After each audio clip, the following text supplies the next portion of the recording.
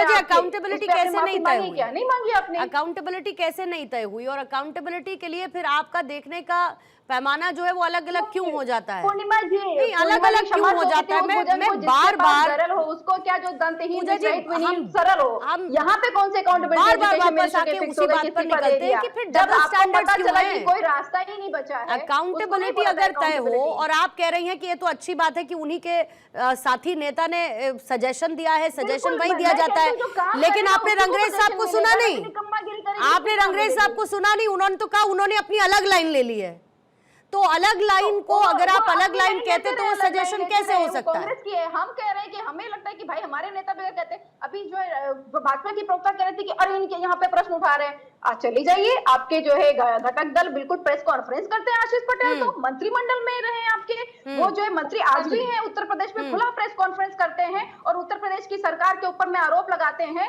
कि यहाँ पर जो घोटाले हो रहे हैं मैं नहीं इसका जिम्मेदार हूँ। अपनी सफाई दे रहे होते हैं प्रॉपर फुल प्रेस कॉन्फ्रेंस करके जो है आपकी जो संजय निषाद है। राधिका आपका जवाब लूंगी जी। ये अकाउंटेबिलिटी की बात कर रहे थे, जाहिर सी बात है पूर्णिमा जी इनको अकाउंटेबिलिटी समझ थोड़ी आएगी। ये तो उस पार्टी से आती हैं मुलायम सिंह यादव जी की, जब एंड हमारी सरकार ने कल्याण सिंह जी ने एक लॉ लेकर आए थे, anti cheating law, anti कॉपिंग law. तो क्या हुआ था, मुलायम सिंह यादव जी ने क्या किया था, उसको खत्म कर दिया चीटिंग रोकने के लिए, क्योंकि वो चाहते थे चीटिंग हो, पेपर लीक हो। तो ये अकाउंटेबिलिटी की बात करें, इनके यहाँ पे अकाउंटेबिलिटी ऐसे होती है, इनके यहाँ पे अकाउंटेबिलिटी ऐसे होती है जब किसी महिला का बलात्कार होता है, इनके नेता कहते हैं अरे लड़के हैं गलती हो जाती है, ये अकाउंटेबिलिटी होती है। तो इनको कहाँ अकाउंटेबिलिटी समझ आएगी, कहाँ समझ आएगा कि जनता क्या चाहती है और जनता के लिए क्या होता है। क्यों हटाई थी जी एंटी कॉपिंग लॉ आपने, क्यों? ताकि और ऐसी चीजें हो ना। तो अकाउंटेबिलिटी का शब्द इनकी डिक्शनरी में नहीं है और इसीलिए ये बाहर बैठे हैं और आगे भी बैठे रहेंगे। देखिएगा आने वाले उत्तर प्रदेश के चुनाव में नतीजा मिल जाएगा। आजकल अकाउंटेबिलिटी की बात करते हैं, इनके हिसाब से अकाउंटेबिलिटी तो राम जी का अपमान करके होती है, कार सेवकों पे गोली चला के होती है, फिर संसद के बाहर खड़े होके अपने सांसद जो इनके हैं अयोध्या से, उनके पैरों पे भगवान राम की फोटो लगा के छात्रों की बात, इनके लिए अकाउंटेबिलिटी का ये हनुमान जी को पतंग में उड़ाएगी, भाजपा का झंडा पकड़ा कर काहे को ऐसे बोलती है, अरे चंदा चोर से बीच में क्यों बोलती है? श्री राम जी आपको घर में बोलने नहीं देते क्या? हमारे चोरों को पकड़ा आपको बोलने नहीं देते हैं? जो भाजपाई है जिन्होंने चंदा चोरी की हुई है ना, कैसे आप लोग चोरी करके सीना चोरी कर लेते हैं? जब हनुमान जी को नचा रहे थे आप लोग पतंग बना करके, संजय निषाद आपके साथ में पार्टी में है, आपने सरकार बना रखी है उत्तर प्रदेश में, कहते हैं कि खीर से कैसे भगवान श्री राम जी पैदा हुए, तब आपको जो है अपमान ध्यान नहीं आता है। आप बटुकों की शिखा खींच लेते हैं, निर्वस्त्र करके जो है साधुओं को मारते हैं, बूटों से मारते हैं, सब नहीं आपको ध्यान आता है। ना तो आप धर्म के हो रहे हैं, ना दीन के हो रहे हैं, ना संविधान के हो रहे हैं, आपको घर में कोई बोलने नहीं देता पूजा जी, बज बले रहे हैं, बज पूरा भरपूर बजते हैं। डॉक्टर साहिबा, डॉक्टर साहिबा, आपको घर में कोई बोलने नहीं देता? पूर्णिमा जी की बात की थी ना, कल्याण सिंह के टाइम पे आई हुई है। ठीक है, पूजा जी जवाब लीजिए। ऐसा प्रावधान बनाया हुआ था कि पूजा जी जवाब ले लीजिए, जवाब लीजिएगा। पहुंच जाए। ठीक है, आप बता रही है ना, ये जो पूजा जी एग्जाम की बात नहीं था, पूजा जी 10th और 12th एग्जाम की बात होती थी। आप ऐसे लोग बनाएंगे कि स्कूल में पुलिस जाएगी, तो समाजवादी पार्टी की सरकार बनी थी श्रद्धेय नेताजी ने, हाँ वाकई में उसको एंटी जो आपने चीटिंग लॉ बना हुआ था उसको जो है एबोलिश किया हुआ था। ओके पूजा जी, उस टाइम में आप जब वहां पे उस वक्त थी नहीं, आपने स्टडी की नहीं, पूजा जी सिखा दिया कि आप जैसे ही पहुंचे तुरंत वहां पे धर्म का पोलराइजेशन करने लग जाइए। ठीक है, और जो संसद के बाहर हुआ उसमें क्या था, जो संसद के बाहर हुआ उसमें क्या था, साधु के भेष में लेके दान पात्र बैठ गए, क्या किया था, राम जी की एक फोटो लेके क्या हो रहा था, साधु संतों का अपमान, उनको चोर बताने का काम, उनको चोर बताने का काम हो रहा था। और फिर उसके बाद लगा कि भाई गड़बड़ हो गई तो चलो अगली बार से साधु का भेष हटा देते हैं, अगली बार से साधु का भेष हटा देते हैं, गड़बड़ हो गई चलो थोड़ा यू टर्न ले लेते हैं। पूजा जी ऐसा नहीं होता है कि आपको कोई कुछ ना कहे और आप सबको सब कुछ कहकर निकल जाएं। अगर दूसरे को कहना चाहती है कुछ तो अपने लिए भी सुनने के लिए तैयार रहा कीजिए। कोई पक्ष आप दामन लेकर नहीं चल रहा है तो अपने लिए भी सुनने के लिए तैयार रहिए पूजा जी। इसीलिए पूजा जी, दो कान इसीलिए हैं कि कभी कभी सुन भी लेना चाहिए। पूजा जी में कूदेंगे, आप बता दीजिए ना। राधिका जवाब देंगी जल्दी से। ठीक है पूजा जी, आप रुकेंगी? धर्म पे प्रश्न पूछ रही है पूजा जी रुकेंगी? विपक्ष जो है आप लगातार बोलती रहिएगा मैडम, और हम ही को जवाब आप लगातार बिल्कुल जवाब देना पड़ेगा। क्यों नहीं देना पड़ेगा? सबको देना पड़ेगा। सब अपनी अपनी सहूलियत के हिसाब से करने लग जाएंगे। फिर आपकी हिम्मत तो देखिए ना।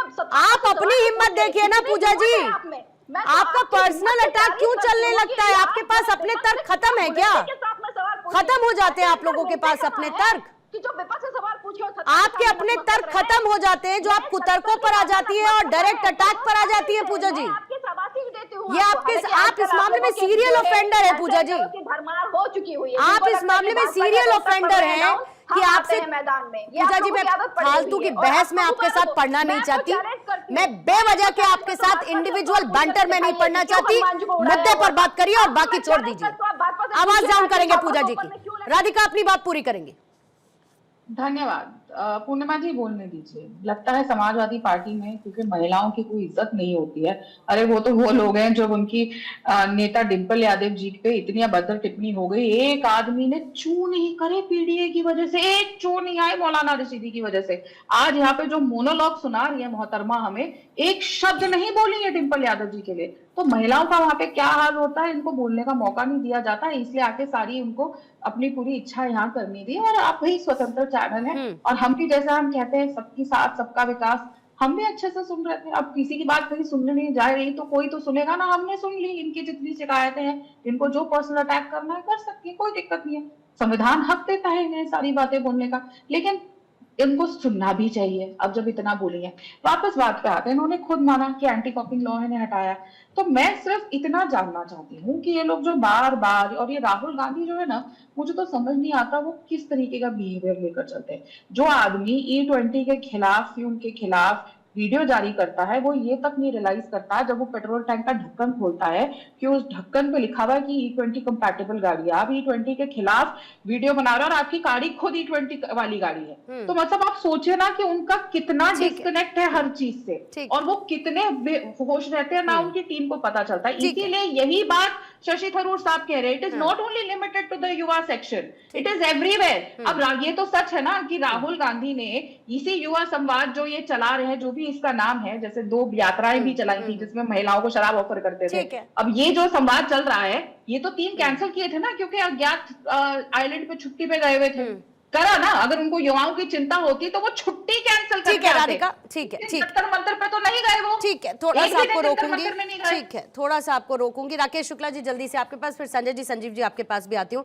राकेश शुक्ला सर, शशि थरूर की टिप्पणी को आप कांग्रेस के भीतर एक सेल्फ असेसमेंट के तौर पर देखते हैं या इनडायरेक्ट क्रिटिसिज्म के तौर पर देखते हैं, या इनको उसको थोड़ा हेल्दी वे में लेकर रीथिंक करना चाहिए कि ठीक है, अगर यूथ में आपको रीच बढ़ानी है तो बेहतर तरीके से आपको स्ट्रेटेजाइज करना पड़ेगा, पार्टी को फायदा मिलेगा? पूर्णिमा जी, पहली बार तो 2022 में शशि थरूर जी ने आईना दिखाने का प्रयास किया था, जिसको आप कह रहे हैं ना कि कांग्रेस को समझना चाहिए। तब उन्होंने कहा था कि संगठन के आंतरिक लोकतंत्र के लिए जरूरी है कि सारी चीजों को करीब से देखा जाए। उसके बाद उनके तरफ से सवाल खड़ा किए जाने के बाद भी मल्लिकार्जुन खड़गे जी को राष्ट्रीय अध्यक्ष बना दिया गया। फिर जब सिंगूर वाला मामला हो, G23 वाला मामला हो, हमेशा शशि थरूर ने जब जब सच बोला उनको कटघरे में खड़ा किया गया। अब इस बार भी शशि थरूर जी को तो मैं मान के चलता हूं कि हम जब पहाड़ों पे जाते हैं तो एक जोर की आवाज निकालते हैं और सामने चट्टान से टकरा के वही आवाज हमारे पास आती है। वही चट्टान शशि थरूर जी, गूंज।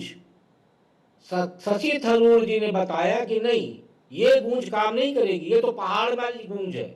आपको गूंज करना है, यानी कनेक्ट करना है, तो आपको क्या करना चाहिए? तो कम से कम राहुल गांधी जी को तो एक बार बैठना चाहिए ना शशि थरूर के साथ। शशि थरूर कोई छोटे मोटे आदमी नहीं है। मैं आलोचना के रूप में कांग्रेस की नहीं कर रहा। शशि थरूर वो पर्सनालिटी है जो दुनिया के सबसे सम्मानित पद पे बैठे हुए थे। शशि थरूर उस टाइम पे बैठे हुए थे जब वो युवा थे, उन्होंने दुनिया के चेंज को देखा है। इसलिए यदि वो कांग्रेस को बोल रहे हैं कि आप इस तरीके से करिए, ये ठीक नहीं है, तो कांग्रेस को समझना चाहिए। लेकिन अहंकार कई बार इस तरह की चीजों को होने रोक देता है। और इसीलिए शशि थरूर जी की बात सुनना कांग्रेस के युवराज को कहिए, ऊपर आला कमान को कहिए, उनको नागवार गुजरता है, उन्हें पसंद नहीं आता। सलाह पसंद नहीं आ रही है, जबकि सलाह अच्छी है शशि थरूर।